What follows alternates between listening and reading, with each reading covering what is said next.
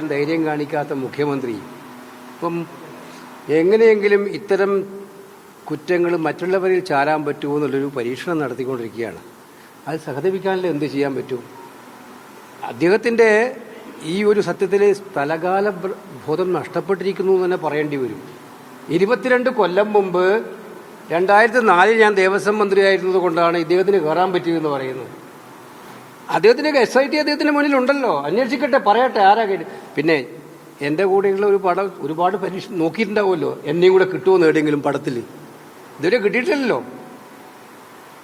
പിന്നെ ഈ വെറുതെ ആരെങ്കിലും ചെളിവാരി എറിഞ്ഞാൽ സ്വന്തം ദേഹത്ത് പുരണ്ട ചെളി ഇല്ലാതാകുമെന്ന് മുഖ്യമന്ത്രി ധരിക്കുന്നുണ്ടെങ്കിൽ മുഖ്യമന്ത്രിയോട് സഹതപിക്കാനേ മാർഗമുള്ളൂ. ഏതൊരു സംശയവും വേണ്ട. യഥാർത്ഥ പ്രതികളെ രക്ഷപ്പെടുത്താൻ അങ്ങ് നടത്തിക്കൊണ്ടിരിക്കുന്ന പരിശ്രമങ്ങളിൽ, മുഖ്യമന്ത്രിയോടാണ് ഞാനീ പറയുന്നത്, പരിശ്രമങ്ങളിൽ സ്വന്തം സ്ഥിതി വഷളാവുന്നതാണ് ഓരോ ദിവസവും കേരളീയർ മനസ്സിലാക്കുന്നത്. ഇത് അങ്ങക്ക് മനസ്സിലാവുന്നില്ലെങ്കിൽ മുഖ്യമന്ത്രിയോടാണ് വീണ്ടും ഞാൻ പറയുന്നത്. ആ കഷ്ടം എന്നല്ലാതെ എന്തു പറയാനാണ്? ഈ സമയത്ത് ഇപ്പോൾ അടൂർ പ്രകാശിനെ ചോദ്യം ചെയ്ത് വരികയാണ് ഇപ്പോൾ SIT. അത് ചോദ്യം ചെയ്തോട്ടെ. ഞങ്ങൾ അതുപോലെ പറഞ്ഞിട്ടുണ്ടല്ലോ, SIT എന്ന് പറയുന്നത് കേരള പോലീസല്ലേ, ഹൈക്കോടതിയുടെ നിരീക്ഷണമെങ്കിലും. അപ്പോൾ അവർക്ക് ഇഷ്ടമുള്ള സമയത്ത് ഇഷ്ടമുള്ള ആളെ ചോദ്യം ചെയ്തുകൊണ്ടിരിക്കട്ടെ. അതെന്താ, നിയമത്തിൻ്റെ വഴിക്ക് പോകണമെന്ന് നിങ്ങൾ ആദ്യം മുതലേ പറയുന്നുണ്ടല്ലോ. ഇതിനകത്ത് ശബരിമലയിലെ സ്വർണം കട്ടതാണെന്ന് കേരളത്തിലെ ജനങ്ങൾക്ക് ഇപ്പം എല്ലാവർക്കും അറിയാം. അവരെ സംരക്ഷിക്കുന്നത് ആരാണെന്നും അറിയാം. ഇത് പുറത്തു വന്നപ്പോൾ ഈ ജാള്യത മാറ്റാൻ വേണ്ടിയിട്ടുള്ള ഓരോ കളി ഇങ്ങനെ അങ്ങോട്ടും ഇങ്ങോട്ടും കളിച്ചുകൊണ്ടിരുന്നാൽ അവസാനം അവർ ഏറ്റവും വലിയ കെണിയിലാ പോയി വീഴാൻ പോകുന്നുള്ളതും വരും ദിവസങ്ങളിൽ വ്യക്തമാകും.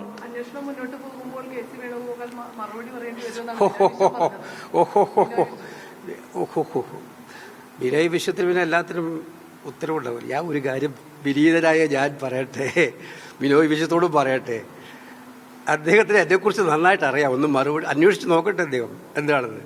2004 ഞാൻ ദേവസ്വം മന്ത്രിയായിരുന്ന കാലത്ത് തിരുവിതാംകൂർ ദേവസ്വം ബോർഡിൽ എന്തായിരുന്നു എൻ്റെ പ്രവർത്തനങ്ങളെന്ന് കേരള സമൂഹത്തിൻ്റെ മുന്നിൽ ഉണ്ടല്ലോ. അത് മുഖ്യമന്ത്രിയോ ബിനോയ് വിശ്വമോ ഒരു പ്രാവശ്യം വിചാരിച്ച മോശമാകാൻ പറ്റുമോ? 2004 മുതൽ ഒരു അന്വേഷണം വന്നാൽ കേസിക്ക് പോയല്ല. എനിക്കാ 2004 ഏത് കാലത്ത് അന്വേഷണം വന്നാൽ എനിക്കെന്തിനാ ഭയപ്പെട്ട കാര്യം? ഇതെന്തൊരു കഥയാണെന്ന്. ശബരിമലയിൽ കോടിക്കണക്കിന് ആളുകൾ വരുന്നില്ലേ? അപ്പോൾ ദേവസ്വം മന്ത്രിയായിരുന്ന ആൾ അതിന് മറുപടി പറയണമെന്നാണോ പറഞ്ഞത്? സത്യത്തിൽ SITന്റെ മുന്നിൽ കണക്കുണ്ട്. ഇത് കൃത്യമായ വിവരമുണ്ടല്ലോ. പോറ്റി അവിടെ ഒരു ജോലിയുമായി ബന്ധപ്പെട്ട് ശബരിമലയിൽ തുടങ്ങുന്നത് എപ്പോഴാ?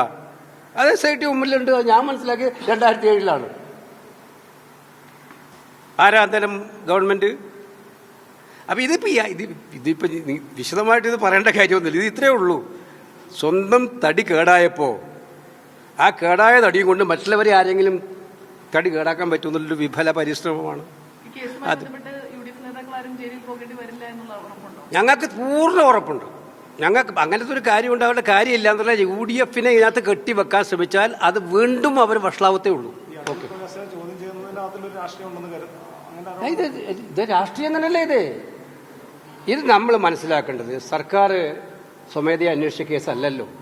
നിങ്ങൾ എറണാകുളത്തെ പത്രപ്രവർത്തകർക്കെല്ലാം അറിയാം. ഹൈക്കോടതി മുൻകൈ എടുത്ത് അന്വേഷിച്ച ഒരു അന്വേഷണം. ഹൈക്കോടതി അന്വേഷിച്ചില്ലായിരുന്നെങ്കിൽ ഈ കേസ് ഇങ്ങനെ വരുത്തേയില്ലല്ലോ. അപ്പോൾ സർക്കാരിന് എന്തായിരുന്നു ആദ്യം മുതൽ ശ്രമം? രക്ഷപ്പെടുത്താൻ. കേസ് അന്വേഷിച്ചുകൊണ്ടിരിക്കുമ്പോൾ SIT അന്വേഷിക്കുമ്പം അവരുടെ നേതാക്കൾ ജയിലിലായി, പ്രതികളായി. ആ പ്രതികളായി നേതാക്കൾ ജയിലിലായപ്പോഴാണ് അവരുടെ ശ്രമം. എന്നാൽ ഇതിനകത്ത് ആരെങ്കിലും വേറെ കൂട്ടിക്കെട്ടാൻ നോക്കാൻ പറ്റുമോ എന്നുള്ള ശ്രമം. അത് രാഷ്ട്രീയം അല്ലെങ്കിൽ വേറെന്താണ്? അതിനെന്താ സംശയം? അതുകൊണ്ടൊന്നും കാര്യമില്ല.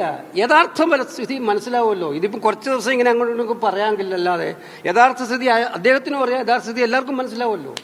ഇതുകൊണ്ടൊന്നും കേരളത്തിൽ മുഖ്യമന്ത്രി പിണറായി വിജയൻ രക്ഷ കിട്ടുമെന്ന് എനിക്ക് തോന്നുന്നില്ല.